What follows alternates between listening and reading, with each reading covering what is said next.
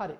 අපි පරමාණුක ස්කන්ධ ඒකකයේ ඉගෙන ගන්නකොට අපිට තව එකක් එනවා. මොකද්ද? මධ්‍යන්‍ය පරමාණුක ස්කන්ධය කියලා.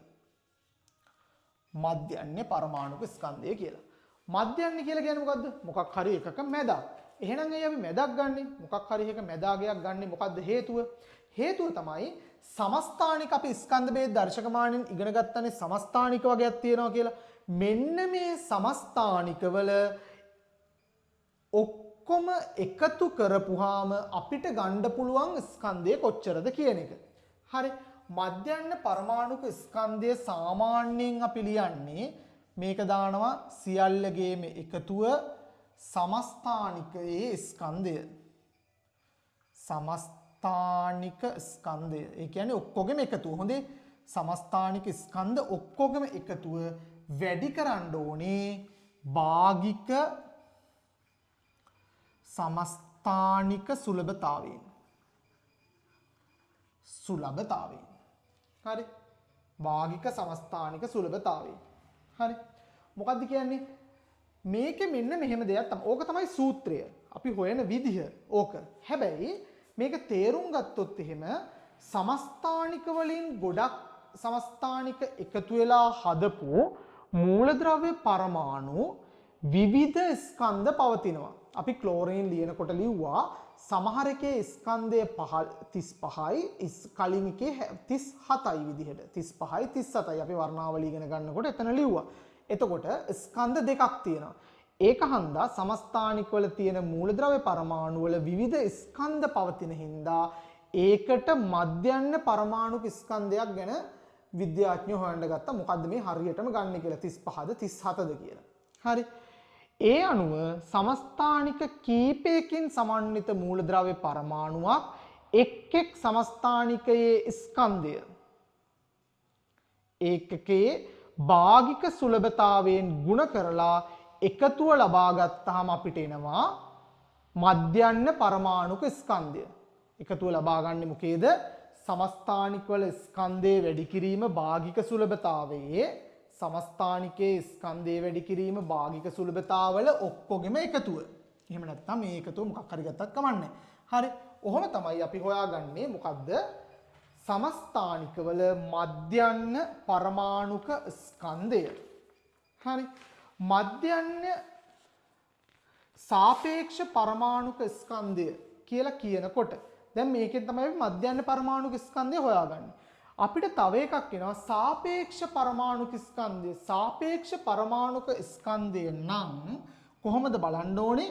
කාබන් 612 පරමාණුවේ 12න් එකට මේ පරමාණුවේ ස්කන්ධය දරන අනුපාතය. තේරුණාද? මොකක් හරි සාපේක්ෂයි නම් මොකේට සාපේක්ෂවද? සාපේක්ෂයි නම් මේකට සාපේක්ෂව. හරි.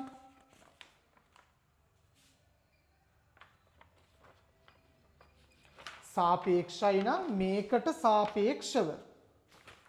මොකේට සාපේක්ෂවද? කාබන් 612 පරමාණුවට සාපේක්ෂව. අපි දන්නවනේ පරමාණු ස්කන්ධ ඒකකය කියලා කිව්වේ කාබන් 612 පරමාණුවේ ස්කන්ධෙන් 12න් එකක්. ඔන්න පරමාණු ස්කන්ධය. ඒකට සාපේක්ෂව. එහෙනම් අපි ලියනවා සාපේක්ෂ මධ්‍යන්‍ය පරමාණුක ස්කන්ධය සමානයි. මොකද්ද සමාන?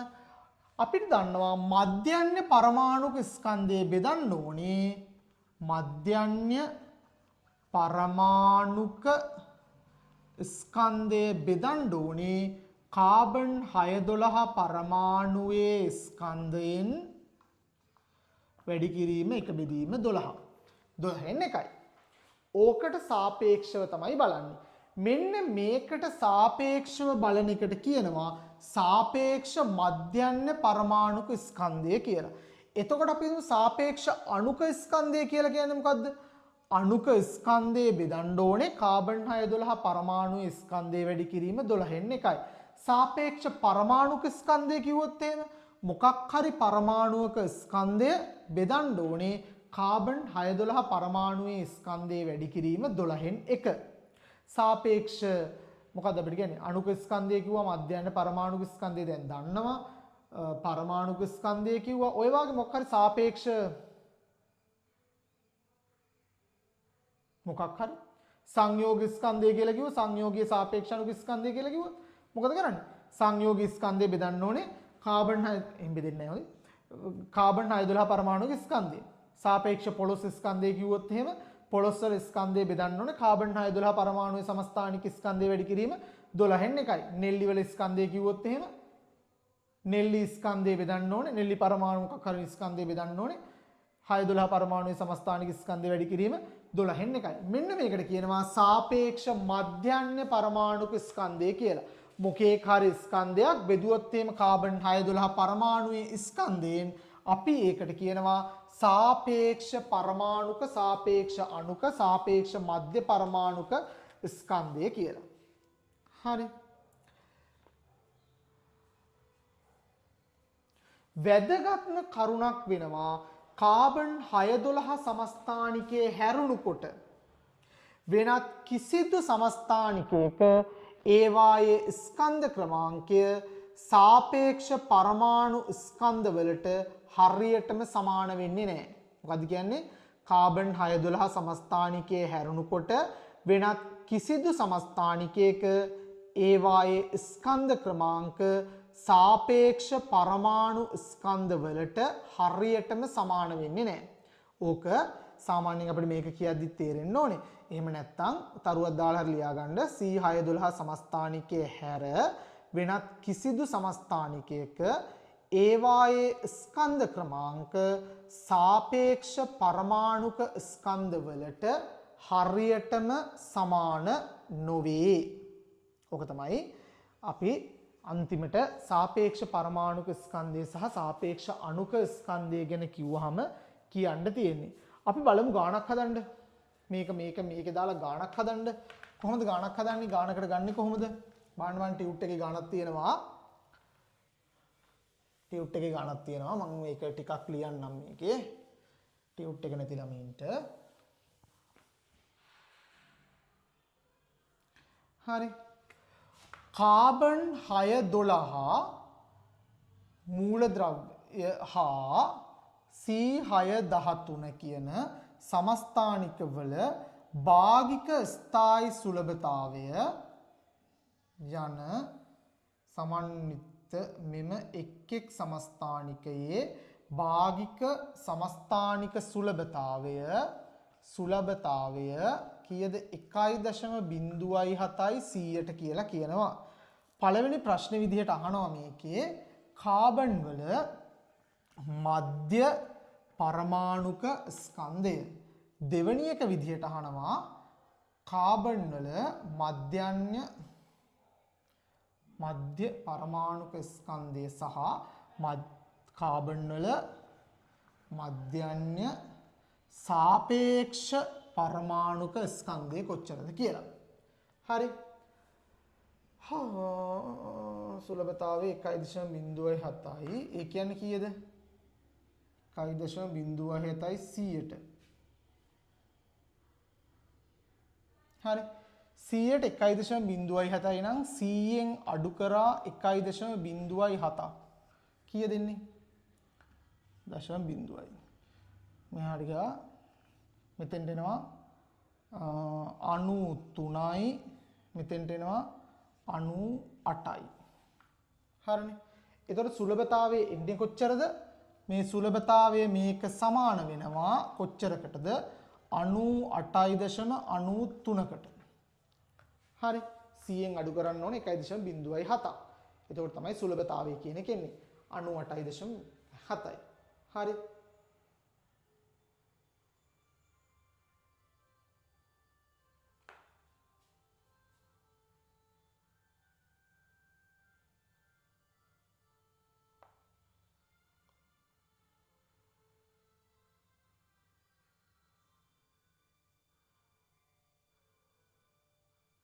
නෑ මේක පොඩ්ඩක් වැරදිලානේ. මේ තියෙන සුලභතාවයේ දීලා තියෙන්නේ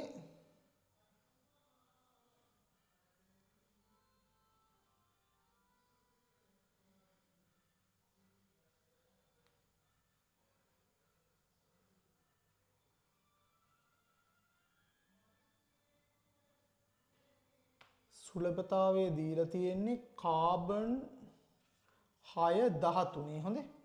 චුට්ටක් එක හදාගන්න. කාබන් 612 සහ කාබන් 613 කියන සමස්ථානික දෙකක් තියෙනවා. කාබන් සමස්ථානික දෙකකින් සමන්විත අතර මේ එක් සමස්ථානිකයේ භාගික සුලභතාවය 1.07යි. කියන්නේ මේකේ හදෙන්න ඕනේ C613 සුලභතාවය 101.07යි කියලා. හරිද? C612 613 සමස්ථානිකයේ සුලභතාවය මෙච්චරයි. හරි. එතකොට එහෙනම් 612 කීය දෙන්න ඕනේ? 1.07යි නම් 100ට එන්න ඕනේ C612 එන්න ඕනේ සුලභතාවය 100න් අඩු කරන්න ඕනේ 1.07ක්. එතකොට එනවා 98.93යි 100ට කියලා. හරි. මේ C612. අර චුට්ට හදාගන්න. හරි. එතකොට මේකේ මොකද වෙන්නේ? සාපේක්ෂ පරමාණුක ස්කන්ධය කාබන් වල මධ්‍ය පරමාණුක ස්කන්ධය හොයන්න ගත්තාම සමස්ථානිකයේ ස්කන්ධය වැඩි කරන්න ඕනේ භාගික සුලභතාවයෙන් නැත්නම් භාගික සුලභතාවයෙන් මේකේ එකතුව මේ ඔක්කොගෙම එකතුව කොහොමද එන්නේ? මේ කාබන් නම් 12යි 12 වැඩි කෙරුවා 98.93 බෙදුවා 100න් 100ට මෙච්චරයි. මේක තමයි එකක් සුලභතාවයනේ. මේකට එකතු කරුවා සමේෂන් එකක්නේ තියෙන්නේ එකතු කිරීමනේ 13යි. මේකේ 13යි අපි 13 ගමුකෝ 13 වැඩි කෙරුවා 1.07 බෙදීම 100යි. කීය දෙන්නේ? කීය දෙන්නේ සාමාන්‍යයෙන්? ගණන් හදලා බලන්න මේ කියනවා 197.86 බෙදීම 100 මේකට එකතු කරන්න ඕනේ මේ ගාන. හරි. ওই ගාන එකතු කරන්න ඕනේ. එතකොට මේක සුළු කරපුවාම ගෙදර ගිහින් හොයාගන්න ඈ. සුළු කරපුවාම එනවා මට 12.0 නැත්තම් 0.1යි ඔහොම ගානක් එනවා. පරමාණුක ඒකක U තමයි අපි පරමාණුක ඒකකයට දාන්නේ පරමාණුක ඒකක කියලා. හරිද?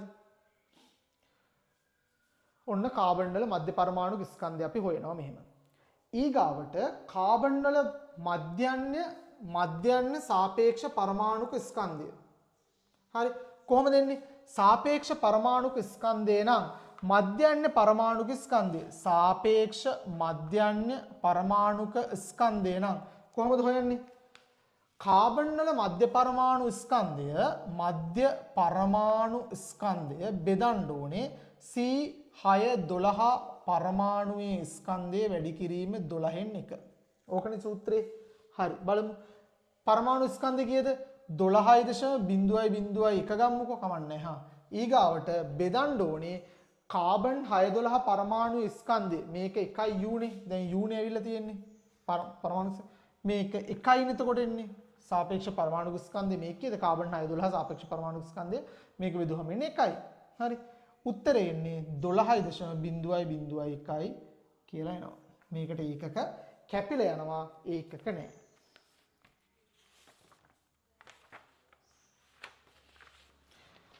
ඔය කාබන් වල හදන හින්දා තමයි ඔය ටිකක් එහාට මෙහාට එක දානේවා. එතකොට ඔය පැටලෙනේවා නිකන් අර කොහොමද ආවේ වගේ ගති එන්නේ. මේ ගාන හදන්නකෝ. එතකොට හරියනවා. හරි. ඔක්කොම හරියනවා. ඔක්සිජන් වල ප්‍රධාන වශයෙන් සමස්ථානික 3ක් පවතින අතර ගාන බලාගන්න. ඔක්සිජන් වල ප්‍රධාන වශයෙන් සමස්ථානික 3ක් පවතින අතර ඔක්සිජන් 816 ඔක්සිජන් 816 817 818 වේ. මෙම එක් සමස්ථානිකයේ ස්කන්ධය පිළිවෙලින් ඔක්සිජන් 816 ස්කන්ධය කියලා කියනවා කොච්චරද? ස්කන්ධ පිළිවෙලින් 15.99449 U ඔක්සිජන් 817 කීයද කියන්නේ 16.998 U ඔක්සිජන් 818 17.99997 U වේ. ඒවායේ සුලභතාවය පිළිවෙලින් 99.76% 0.04% වේ නම් ඔක්සිජන් වල මධ්‍ය පරමාණුක ස්කන්ධය කොහොමද හොයන්නේ? මධ්‍ය පරමාණුක ස්කන්ධය හොයන්න ඕන නම් මේක මේකෙන් වැඩි කරලා අර පරණ විදිහටම වැඩි කරගෙන යන්න ඕනේ. හරි. මම මේක හොයන්නම් ඊගාවකේ ඉඳලා ඔයාලා හොයන්න ඕනේ. සමස්ථානික එකතු කරන්න අපිට තියෙන්නේ කොහොමද? 15.994.9 වැඩි කරා 100ට කොච්චරක් තියනවා කියලා කියනවාද? 99.76ක් එකතු කරා 16.9988 වැඩි කරා 100ට 0.04ක් එකතු කරා 17.9997 වැඩි කරා 100ට 0.2ක්. හරි. ඔන්න ඔය ටික ඔක්කොම එකතු කරන්න ඕනේ. එකතු කරපුවාම අපිට එනවා උත්තරයක් 15.999ක් විතර. ඇයි? අරවා සුළු සංඛ්‍යා මේක ලොකු ගාණක් තියෙන සාමාන්‍යයෙන් 15ට ආසන්න ගාණක් තමයි කොහොමදත් එන්න ඕනේ. හරි. 16යි මේක ඉතින් 16 කියලා අපිට ගන්න පුළුවන්. හරි. ඕක තමයි ඔක්සිජන් වල මධ්‍ය පරමාණුක ස්කන්ධය. හරි. දෙවෙනි එක අහනවා ඔක්සිජන් වල මධ්‍යන්‍ය සාපේක්ෂ පරමාණුක ස්කන්ධය කොහොමද හොයන්නේ? අපි හොයාගත්තා මධ්‍යන්‍ය පරමාණුක ස්කන්ධය 15.999 u බෙදන්න ඕනේ 1 u වලින්. එතකොට උත්තරේ එනවා 15.999 කියලා.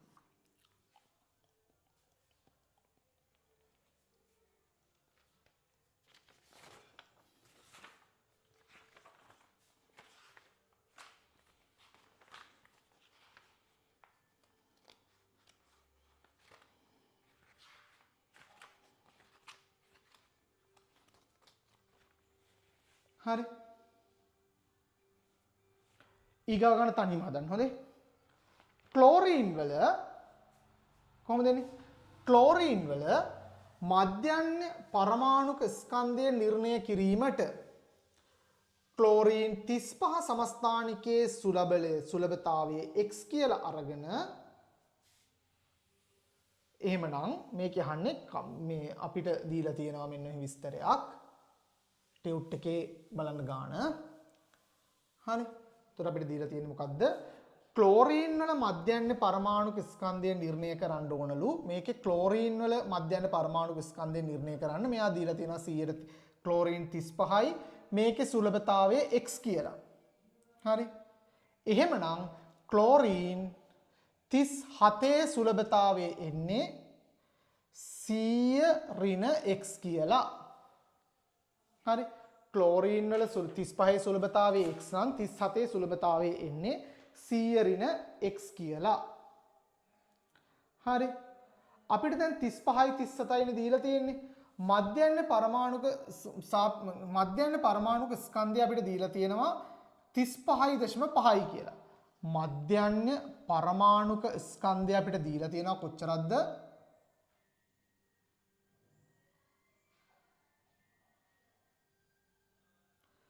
35.5යි කියලා.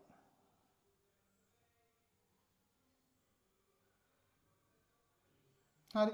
සුලභතාවය හොයන්න ඉස්සෙල්ලා මේක දැනගෙන ඉන්න බෑ. අපි දන්නවා 35.5යි කියලා. 35.5යි කියලා කිව්වහම